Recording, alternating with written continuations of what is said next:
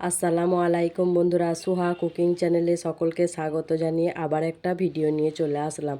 আজকে আপনাদের সঙ্গে শেয়ার করব পাঁচমিশালি চুনো মাছের চচ্চড়ি। কতটা সুন্দর হয়েছে দেখুন, খুব সহজ পদ্ধতি। আপনারা তো চুনো মাছ অনেকভাবেই রান্না করেছেন, আমি যেইভাবে রান্না করেছি সেইভাবে একবার রান্না করে দেখবেন, তারপরে আমাকে কমেন্টের মাধ্যমে জানাবেন। আমার ভিডিও ভালো লাগলে like, comment, share and subscribe করতে ভুলবেন না। যারা ইউটিউব চ্যানেল থেকে দেখছেন তারা সুহা কুকিং চ্যানেলটাকে সাবস্ক্রাইব করে দিয়ে আমার পাশেই থাকবেন। পাশে বেল আইকনটা প্রেস করতে ভুলবেন না। বেল আইকনটা প্রেস করে দিলে আমি নতুনত্ব ভিডিও ছাড়বো, আপনাদের কাছে আগে পৌঁছে যাবে।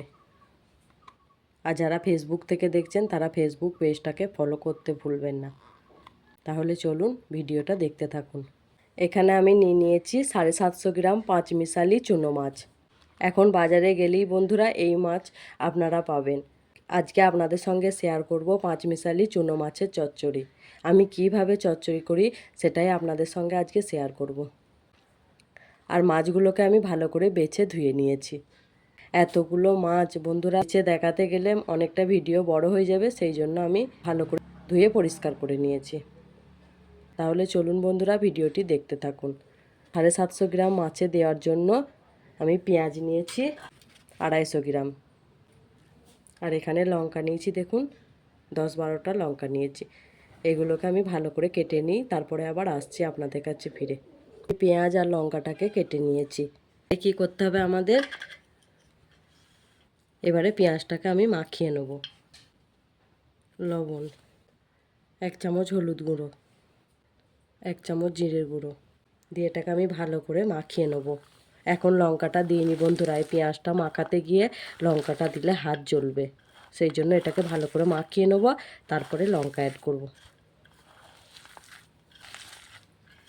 আপনারা তো অনেকভাবেই মাছ রান্না করে দেখেছেন, এইভাবে একবার করে দেখবেন, দিয়ে আমাকে কমেন্টের মাধ্যমে জানাবেন। আমি ভালো করে মাখিয়ে নিয়েছি। এইবারে দিয়ে দেবো 1 চামচ লঙ্কার গুঁড়ো। আমি মাছটা খুব ঝাল ঝাল করেই চচ্চড়ি করব। আপনারা চাইলে এতগুলো কাঁচা লঙ্কা দিতেও পারেন, নাও পারেন, অল্প পরিমাণে দেবেন। এবার দিয়ে দেবো কাঁচা লঙ্কা, দিয়ে দেবো 1 চামচ আদা রসুন বাটা। বন্ধুরা এই মাছে দেওয়ার জন্য একটু তেলটা বেশি পরিমাণেই লাগবে, সেই জন্য আমি 1 বাটি তেল নিয়েছি, দিয়ে দেবো।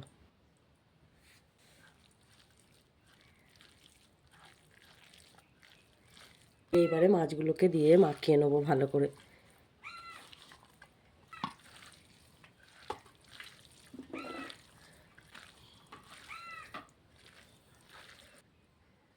যদি দেখেন হলুদটা কম হয়েছে, একটু হলুদ ব্যবহার করবেন।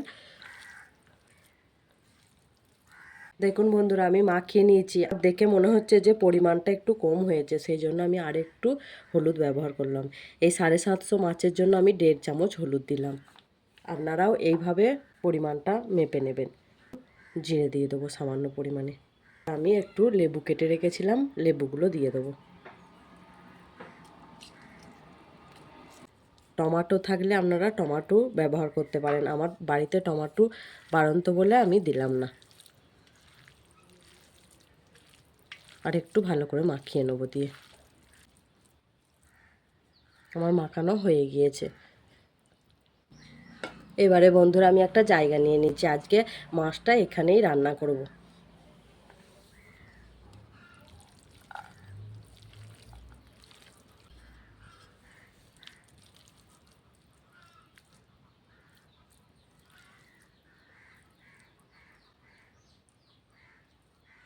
পাঁচমিশালি দেখুন বন্ধুরা মাছ আছে, কিছু মৌরলা আছে, কিছু পুঁটি আছে, কিছু ছোট মাছ আছে,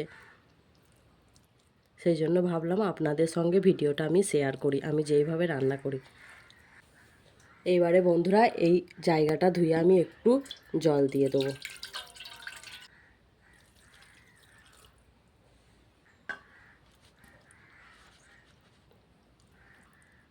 এইভাবে আপনারা একবার রান্না করে দেখবেন। এবার বাকি যে জলটা আছে সেটা আমি দিয়ে দেবো। আর একটুও আমি জল ব্যবহার করব না বন্ধুরা। তাহলে চলুন রান্নাটা আমি চাপিয়ে দিই। বন্ধুরা দেখুন আমি চাপিয়ে দিয়েছি, এবার এটা ফোটা পর্যন্ত আমি অপেক্ষা করব। বন্ধুরা দেখুন আমার ঝোলটা ফুটে উঠেছে। এবারে আমি 1 চামচ কাশ্মীরি লঙ্কা দিয়ে দেবো। এবার এটাকে আলতোভাবে নেড়ে নেবেন। বেশি নাড়াচাড়া করলে না মাছগুলো ভেঙে যাবে।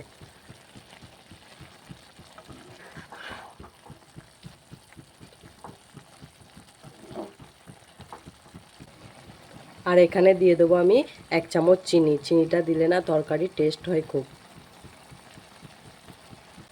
দিয়ে ভালো করে মিশিয়ে নেবেন, তাহলে ওপর নিচ পর্যন্ত চিনিটা পৌঁছাবে।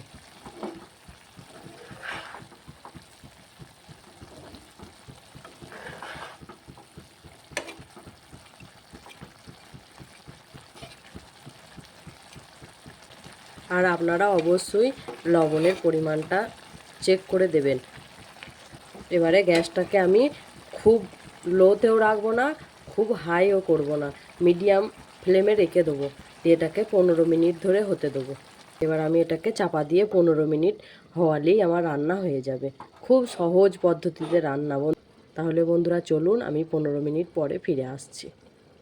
বন্ধুরা আমি 15 মিনিট পরে ফিরে এলাম। দেখুন একবারে পুরো চচ্চড়ি হয়ে গিয়েছে।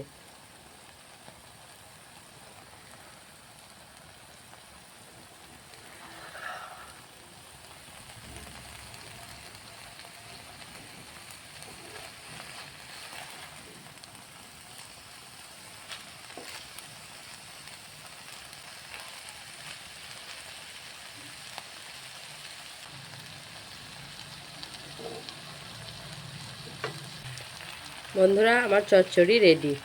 এবারে আমি নামিয়ে দেবো। বন্ধুরা দেখুন আমি নামিয়ে নিয়েছি। দেখুন বন্ধুরা আপনারা দেখেই বুঝতে পারছেন কতটা সুন্দর হয়েছে। এবারে আমি একটা জায়গা নিয়ে নিয়েছি, তুলে নেব।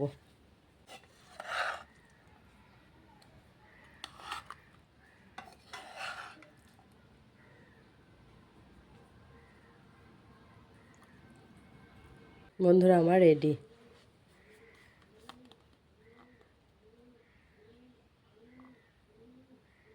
আপনারা এভাবে বানিয়ে ফেলবেন।